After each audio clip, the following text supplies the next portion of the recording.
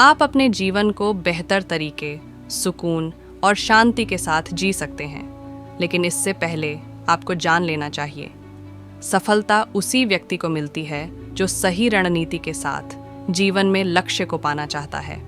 Grant सबटियर ने अपने book financial freedom में बताया है कि कैसे आप कम समय में ज़्यादा पैसे कमाकर फाइनेंशियल फ्रीडम हासिल कर सकते हैं। तो चलिए दोस्तों, फाइनेंशियल फ्रीडम हम कैसे हासिल कर सकते हैं, इसे 7 आसान स्टेप से समझते हैं। क्लैरिटी। दुनिया में ज़्यादातर ऐसे लोग हैं जो बिना किसी प्लानिंग के अपने काम में लगे रहते हैं, मेहनत से कमाए हुए पैसे को फालतू की चीज़ों में खर्चे में कर देते हैं।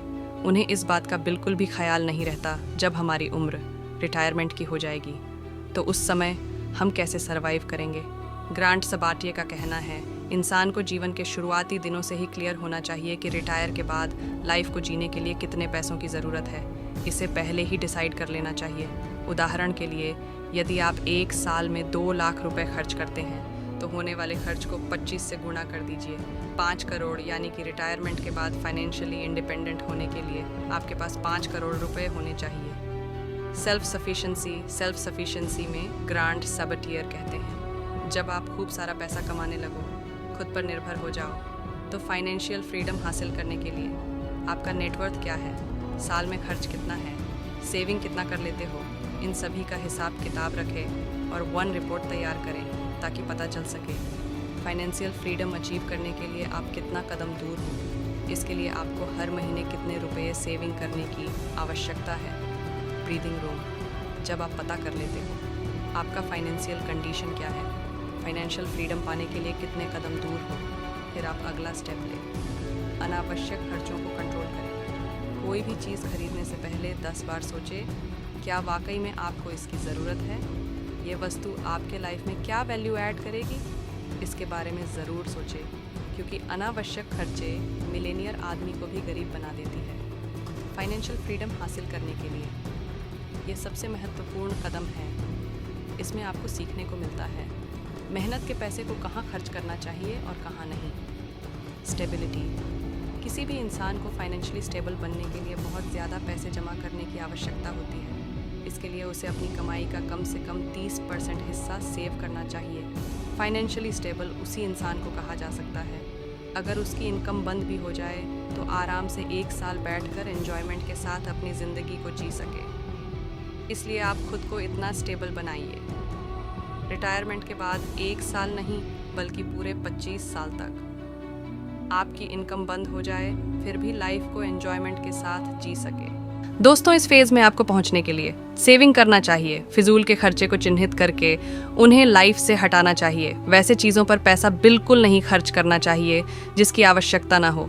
Use your full time job. इस स्टेप में ग्रांट सबटियर कहते हैं आपको नौकरी के शुरुआत से ही सेविंग करना स्टार्ट कर देना चाहिए, क्योंकि ऐसा करने से भविष्य में आपको फाइनेंशियल फ्रीडम मिलता है। यदि आप नौकरी के समय से ही बचत को महत्व नहीं देते, अनाप शनाप खर्च करते हैं, फाइनेंशियल फ्रीडम के लिए रणनीति नहीं बनाते, तो आगे चलकर बहुत सारे दिक्कतों का सामना करना पड़ता है। इसलिए आपको नौकरी के समय से ही बचत की रणनीति बनानी चाहिए। फिजूल के खर्चे से बचने के लिए बैंक स्टेटमेंट का एनालिसिस करना चाहिए। वित्तीय सलाहकार से बात करके जितना जल्दी हो सके निवेश करके फाइनेंशियली स्ट्रांग बनना चाहिए।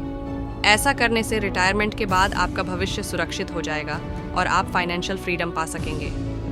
More money in less time. इस स्टेप में ग्रांट सबटियर कहते हैं वर्तमान समय में हमारे पास पैसे का होना बहुत ज़रूरी है, क्योंकि जिस दिन आपके पास पैसे ख़त्म हो जाएंगे उसी दिन आपके 99% रिश्तेदार कम हो जाएंगे। जिस प्रकार हमारे शरीर को जीवित रखने के लिए भोजन की ज़रूरत होती है, ठीक उसी प्रकार जीवन को चलाने के लिए पैसों की आवश्यकता होती है।